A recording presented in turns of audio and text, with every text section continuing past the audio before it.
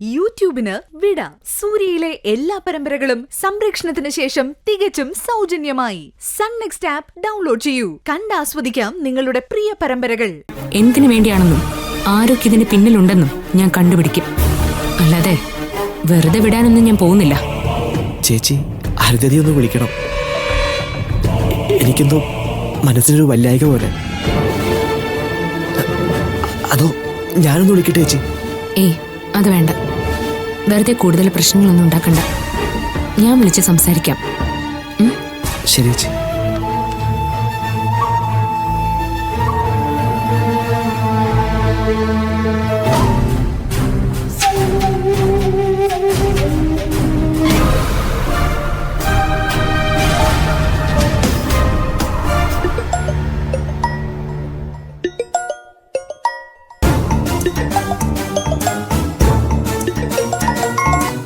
Hello ചേച്ചി.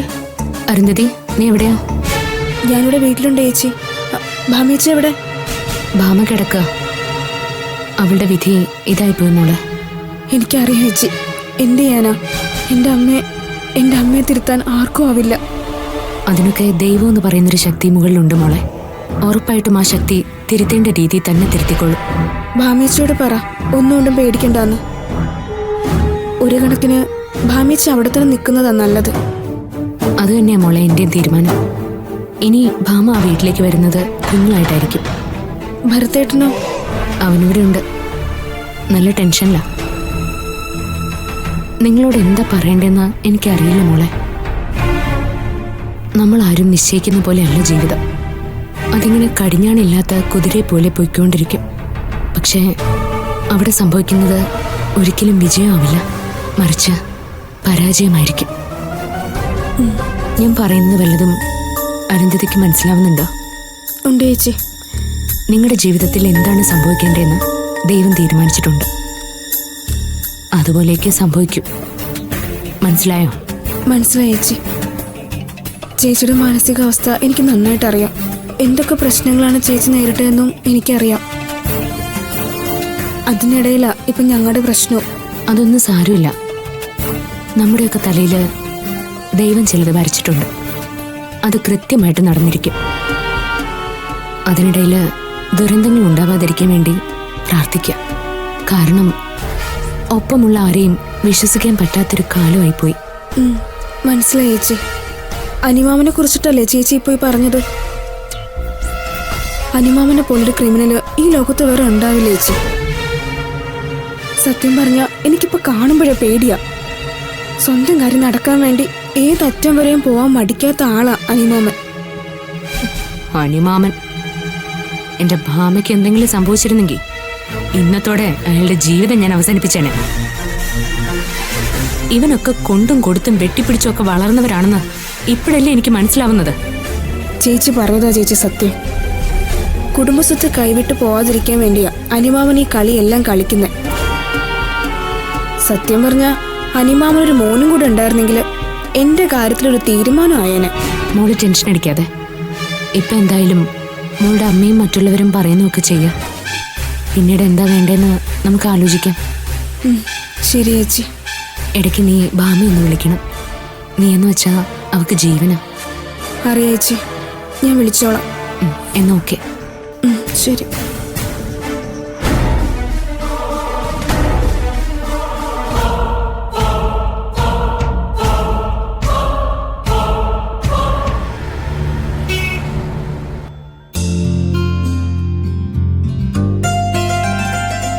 Good morning Latha. Good morning Bhavana. എന്തൊക്കെയാ ഭാവന നിന്റെ കുടുംബത്തിൽ നടക്കുന്ന? അനിരുദ്ധന് ഭാമയോട് ഇത്രയ്ക്ക് ശത്രുതയാണോ? അതെ ലത, നമ്മളൊക്കെ കരുതുന്നതിലപ്പുറം ആ നീജന്റെ മനസ്സ്. അതുകൊണ്ടാണല്ലോ ഭാമയെ കൊല്ലാൻ അയാൾ ശ്രമിച്ചത്. നീ ഇത് പറയുമ്പോ സത്യത്തിൽ ഞാൻ വല്ലാതായി പോകുന്നുണ്ട്. ഒന്നും അങ്ങോട്ട് വരാൻ പോലും പറ്റിയില്ലല്ലോ. അതൊന്നും സാരമില്ല. മനസ്സിലെ ഭാരം ഒന്ന് കുറയ്ക്കാൻ വേണ്ടിയാ ഞാൻ നിന്നെ വിളിച്ച് കാര്യം പറഞ്ഞത്. ഒന്നുകൊണ്ട് സമാധാനം ഇല്ല ലത. ഒരു ഭാഗത്ത് സേതുവേട്ടൻ, ഒരു ഭാഗത്ത് ഭാമ. സത്യം പറഞ്ഞാ എനിക്കും ഇപ്പൊ ജീവിതം മടുത്തു തുടങ്ങി. നീ സമാധാനപ്പെട്. സത്യം നിന്റെ കൂടെ ഉള്ളപ്പോ ഒരിക്കലും തോൽവി ഉണ്ടാവില്ല. എല്ലാത്തിനും പരിഹാരം ഉണ്ടാവും. ഇവിടെയും സൂര്യയാണല്ലേ ഭാമയ്ക്ക് രക്ഷകനായത്. അതെ ലത, ഭാമയ്ക്കല്ല, എനിക്ക് അവൻ രക്ഷകനായത്.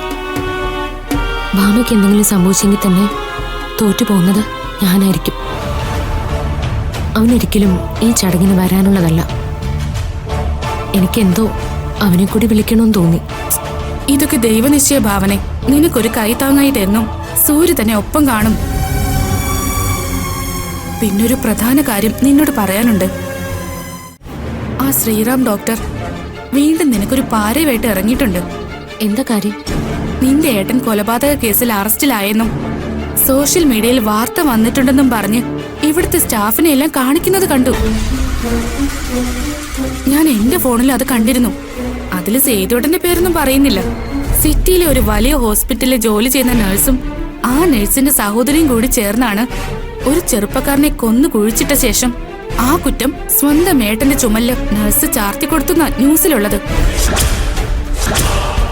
പക്ഷെ അത് സേതുവേട്ടനാണെന്നും നഴ്സ് നീയാണെന്നുമാ ശ്രീറാം ഡോക്ടർ ഇവിടെ പലരോടും പറഞ്ഞിരിക്കുന്നത്.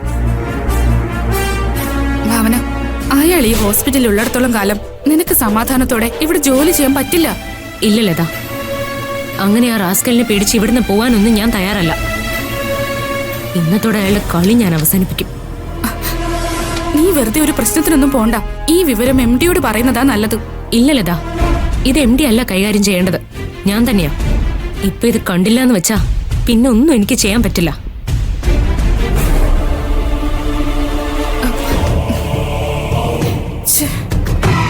ഇപ്പൊ തന്നെ ഈ ഹോസ്പിറ്റലിൽ സകലരെയും ഞാൻ ഈ ന്യൂസ് കാണിച്ചു കഴിഞ്ഞു. നോക്കിക്കോ, ഈ ഒരൊറ്റ സംഭവം മതി ഭാവനയെ ഈ ഹോസ്പിറ്റലിൽ നിന്ന് ഓടിക്കാൻ.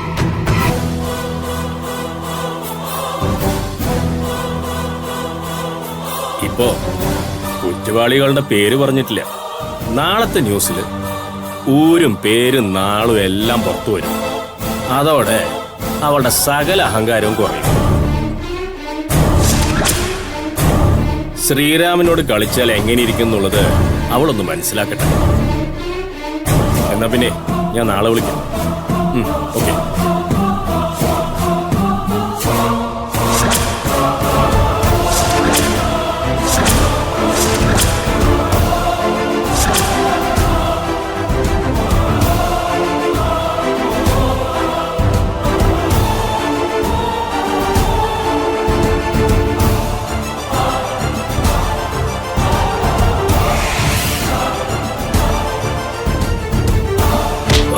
എന്താണോ തനിക്ക് എന്നെ ഇവിടെ ഓടിക്കണോ അല്ലേ?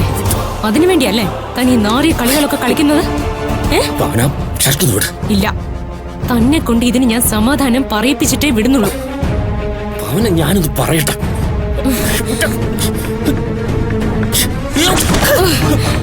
ഞാനും എന്റെ അനിയത്തെയും കൂടി ആരെ കൊന്ന് കുഴിച്ചു മൂടിയെന്നാ? മര്യാദക്ക് പറഞ്ഞോ, പറയടോ, ഇല്ലെങ്കിൽ ഞാനിപ്പോ MD-യെ വിളിക്കും. ഭാവന, എന്താ ഇത്? എന്താ പ്രശ്നം? ഭാവന, അയാളെവിടെ? സർ, ഇദ്ദേഹത്തിൽ നിന്ന് ടോർച്ചറിങ് സഹിക്കാൻ ഇനി എനിക്കാവില്ല സർ. ഇന്ന് തന്നെ സർ ഇതിനൊരു തീരുമാനം ഉണ്ടാക്കണം.